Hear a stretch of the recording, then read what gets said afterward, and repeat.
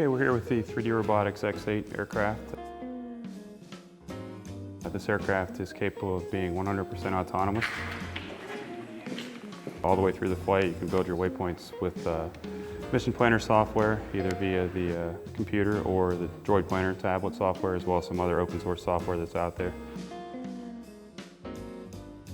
This aircraft has 8 motors, all brushless outrunners.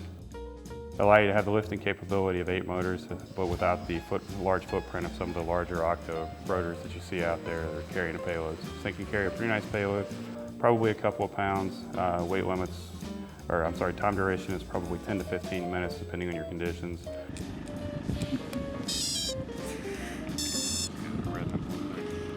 The autopilot unit under here is made by 3D Robotics.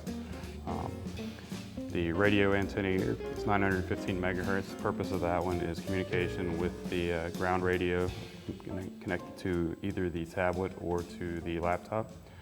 I have the RC receiver here, which gives me the ability to take control and override the autopilot system, or this aircraft can actually be flown in manual mode or a stabilized mode where the computer is assisting but you're actually still flying it. These motors each spin in opposite directions on the top and the bottom, which counteracts the torque, which keeps the aircraft very stable. Neat thing with the multi-rotors is how they fly. Obviously there's no real moving surfaces on here as a typical airplane or a helicopter.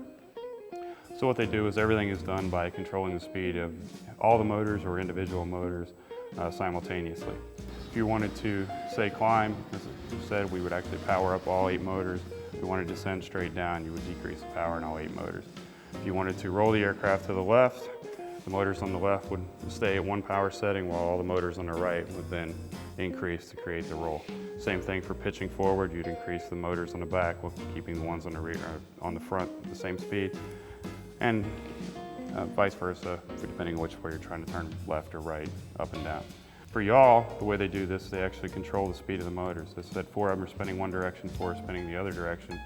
So if you speed up the motors that are, say, spinning counterclockwise, you can actually induce a yaw turn with that, or the motors that are spinning clockwise, depending on which way you're trying to turn. Another feature of this aircraft is that it's capable of flying with the motor out. The autopilot can sense when there's a failure and can compensate accordingly to keep the aircraft in the air if you have an engine out or a motor fail. Back here in the back we have the GPS unit. Once again, another 3DR product there. Panning around, you can see you have the batteries in the rear here. This unit right here is actually used for the on-screen display, so it allows me to take the video from the camera, dump it down to a screen, and I can also display over top of that any airspeed data, altitude, waypoint, pretty much all the data you would need to be able to fly. Also on the front of this, I have another separate receiver here. It's actually flown with a separate transmitter. This one's purpose is purely for the payload control here. I can make it move left, right, down, and back up. So as the aircraft's flying a pre-planned waypoint, I can keep the camera focused on whatever my goal of the video or photography is that day. This thing truly doesn't care whether it's flying forward, backward, left, right. So if you're, say, flying around a location, you're trying to circle an object, you can keep the nose of the aircraft pointed at it, which makes keeping the camera focused on that object much easier to do.